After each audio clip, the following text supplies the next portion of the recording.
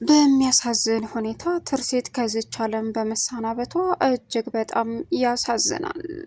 ትርሲት አሁን ላይ በሚኪጦስ ከዚች ዓለም ተሰናበተች። ለልጆቿ እንግዲህ የእድሜ ልክ ጸጸት ሆና እያስለቀሰቻቸውም ትገኛለች።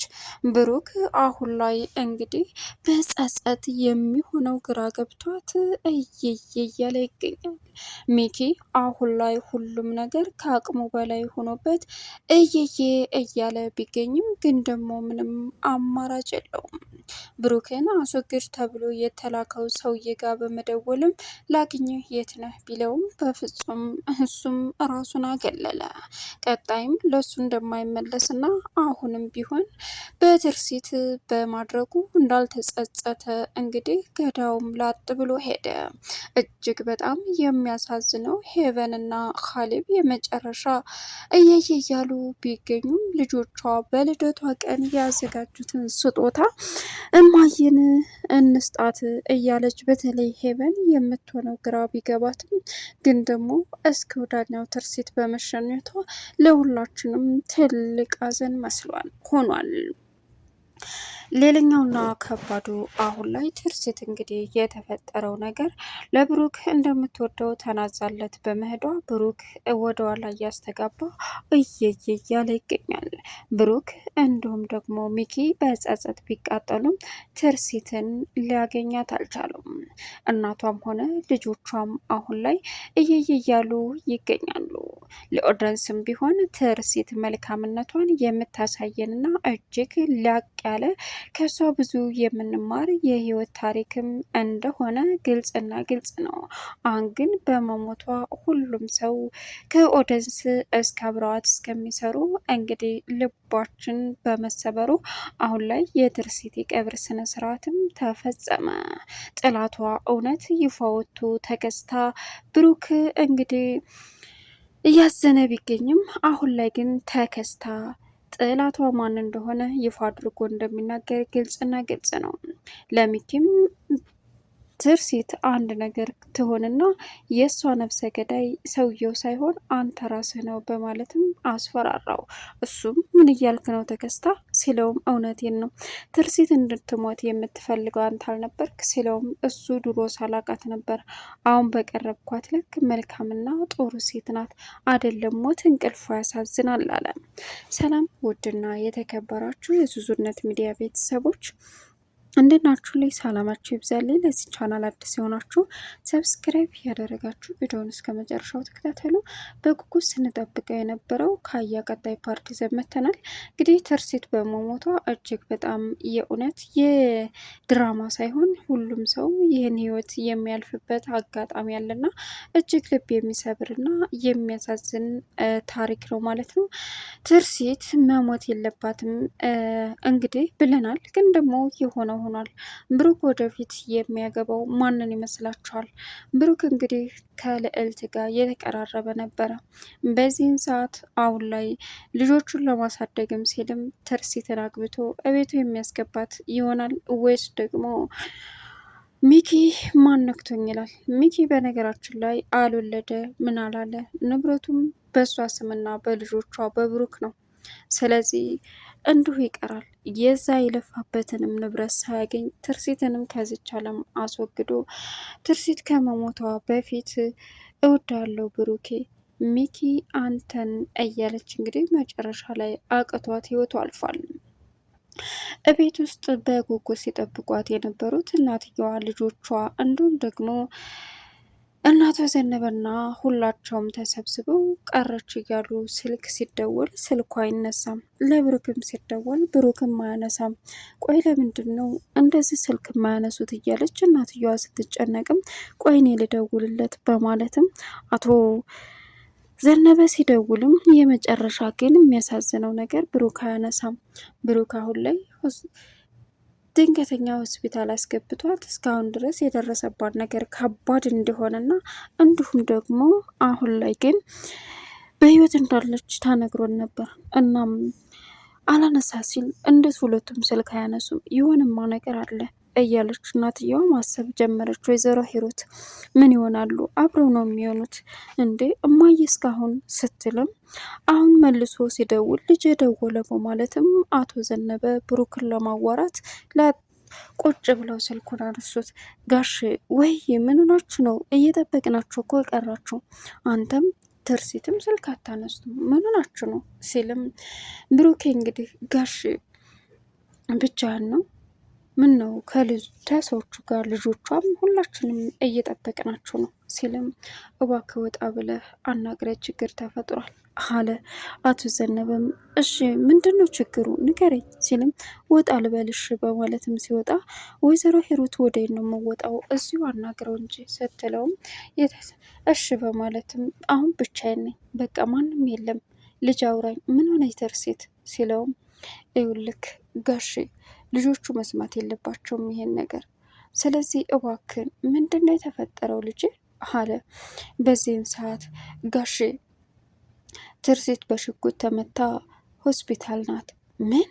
አዎ ሆስፒታል ናት። ምን እያልክ ነው? ማን ነው እንደዚህ ያደረጋት? ማን ነው እንደዚህ ሊያደርጋት የቻለው? እያለ እንግዲህ አቶ ዘነበ መቀወጡን ጀመረ። እኔስ ምኑን አወቅኩት ጋሼ ሲልም በቃ ተረጋጋ በማለትም እንግዲህ አሁን ላይ ሄቨን ሩጣ ሰማቻቸው።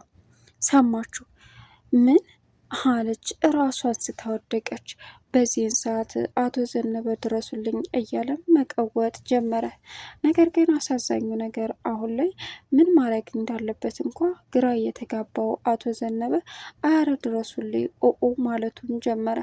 በጣም የሚያሳዝነውና ልብ የሚሰብረው አሁን ላይ እንግዲህ ሄቨን ራሷን ስታ በመውደቋ ሲጮሁም ወይዘሮ ሂሩትም ሁላቸውም እየተሯሯጡ ሲሄዱ ሄቨን ራሷን ስታወርቃለች። ቆይ ምንና ነው? ምንድነው የተፈጠረው? ልጅ ምንና ነው? እያለችም እንግዲህ ቀወጠችው። መጨረሻ ላይ ስትቀውጠው አይ እኔ ምንም አላረኳት እና ታዲያ ምን ብለሃን ነው? ምን ሰምታ ነው? ልጄ ዝም ብላ ራሷን ስታትወርቅም አለች። አላውቅም የመታት ነገር አለ። እንዴት ነው አላውቅም የምትለው እንዴ? አንተ እኮ እዛው ነክ ስትለውም አይ እኔ ደንግጬ ስለነበረ ብዙም አላየኋትም፣ ግን ደግሞ የመታት አይመስለኝም አላ ተዘነበ። እናም በዚህን ሰዓት የተፈጠረው ነገር ግራ አጋባቸው። መጨረሻ ላይ ምንድነው የተፈጠረው ሲልም በቃ ልጅ ምን አርገሃት ነው? ምን ነግረሃት ነው እንደዚህ የሆነችው አለች ወይዘሮ ሂሩት። ምንም ግን ደግሞ በቃ አባዬ የተፈጠረውን ነገር ንገራት በቃ አለች። ሚጣ አዎ ንገረኝ። ግን እሺ እነግራታለሁ ይሻላል። አዎ ካሊብ ወደ ውስጥ ግባ ሲባልም ካሊብ እናቴ የሆነችውን ነገር አብሬ መስማት አለብኝ፣ በፍጹም ወደ ቤት አልገባም፣ ምንድን ነው የተፈጠረው ነገሩን ሲልም መጨረሻ ላይ አይ እንግዲህ አለ። ካሊብ ግባ መኝታ ክላስ ሂድ ብላ ስትቆጣው ማያቱ አይቲ ንቅንቅ አለል በፍጹም፣ ስለዚህ የተፈጠረውን ነገር በሙሉ ንገሩን አለ። በቃ እናቱ አይደለች ንገረው፣ በቃ ንገረው የት ይደርሰዋል ስትልም እሱም እንግዲህ አቶ ዘነበ ወይዘሮ ትርሴት በሽጉጥ ተመታለች። ምን? አዎ። በዚህ ሰዓት እንግዲህ ሂሩት ቀወጠችው። ወይኔ ልጅን እያለች መጮኋን ጀመረች። አረ ምንድን ነው ንገሩኝ፣ ምንድን ነው የተፈጠረው እያለ እንግዲህ ሚኪ እየሮጠ መጣ። ትርሲት ምን ጉድ ሆነናል፣ አረባካችሁ ንገሩኝ፣ ምንድን ነው የተፈጠረው ንገሩ በፈጠራችሁ ሲልም ትርሲቴን ቀሙኝ፣ ትርሲቴን በሉብኝ ስትለውም አልገባኝም፣ ምንድን ነው ማነው የበላት ሲልም እንግዲህ የተፈጠረውን ነገር በሙሉ ሲነገረው የመጨረሻም ስለተናደደ አልገባኝም፣ ትርሲት በሽጉጥ ተመታለች ሲባልም እንግዲህ የመጨረሻ ተናደደና አሁን ላይ እየየ ማለቱን ቀጠለ። ወደ ስልክ ደወልለት። አንተ ደደብ ምንድን ነው ያረከው? ምን አረኩኝ? ምንም ነገር በቃ የተፈጸመ ነገር የለም፣ ይቅርታ ለቀጣው አደርገዋለሁ። ግን የሆነች ማትረባ አንድ ሴት ለሱ ብላ እኮ ራሷን ሰዋች። ምን? አዎ ታውቃታለህ እንዴ? ባለቤቴ ናት። የት ነው ያለው ላገኘ ሲለውም አይ አሁን ማንንም ማገኘት አልፈልግም፣ ሌላ ጊዜ እኔ ራሴ ደውዬልህ እንገናኛለን አለው። እሱም ተገረመ። አሁን ላይ ሁላቸውም ሐኪም ቤት መሄድ አለብን ሲሉ ካሌብ እሄዳለሁ አለ። ሄቨንም እዚሁ ሁኑ ሲባሉ በፍጹም እናታችን ሆስፒታል ሆና እኛ እዚያ አንሆንም ብለው እምቢ አሉት። በዚህን ሰዓት እየተሯሯጡ ሄዱ። እዛም ሲሄዱ ትርሲት እንግዲህ በሚያሳዝን ሁኔታ አሁን ላይ ነፍሱ አደጋ ውስጥ እንደሆነም ዶክተሩ ተናገረ። እባክህ ዶክተር ትርሲትን እንደምንም ብለህ አድንልኝ እያለም ሚኪ ተንበርክኮ መለመን ጀመረ። እሱም የምንችለውን እናደርጋለን ከፈጣሪ በታች በቃ ተረጋጋ ሲለውም እሺ አለ። ከትንሽ ቆይታና ከብዙ ጥበቃ በኋላ እንግዲህ ሄቨን አሁን ላይ ለእናቷ የያዘችውን ስጦታ መስጠት ትፈልጋለች። በእርግጥ ፖሊሱን ልዕልት አናገረችው። ፖሊሱም ለልጅቷ ማነት አንድ የምናውቃት ልጅ ነበር፣ ትቀርባላችሁ? እኔ በእርግጥ አልቀርባትም፣ ግን የብሩኬ የቀድሞ ሚስት ናት። ምን? አዎ። እንዴት? 2 ልጆችም እናት አላት፣ ልጅ አላት። የፈጣሪ ያለ አህልና ብሩክን ሲጠይቀው ማን ነው የተኮሰባችሁ? ምንድን ነው የምታውቀው? የተኮሰው ምንን አወቅኩት? እና አንተ አይደለ ሆስፒታል ይዛት የመጣው? አሁን ነኝ፣ ግን የተፈጠረው ነገር ከባድ ነው፣ አላወቅኩም አለ። በዚህን ሰዓት ይገርማል። ስለዚህማ በቃ አላቅም፣ ከባድ ነው። ይኸውልህ ተረጋጋ፣ አሁን ንገረኝ የተፈጠረውን። አብረህ ከሆንክ ማን ነው የተኮሰባት? ማን እንደሆንክ። ጥይቱ የተተኮሰው ለእሱ አልነበረም ለእኔ ነው። እሷ ደግሞ ከጥይቱ ፊት ለፊት ራሷን ሰዋች። ምን? አዎ። ይህን ያክል የቀድሞ ሚስት እዚህ ደረጃ ተደረሳችሁ ትወዳለች፣ አብራችሁ ነበራችሁ ማለት ነው። እሱን ተው እሺ። ከዛስ? ሰውየውን ወንጀለኛውን ብታየው ምን ታስታውሰዋለህ?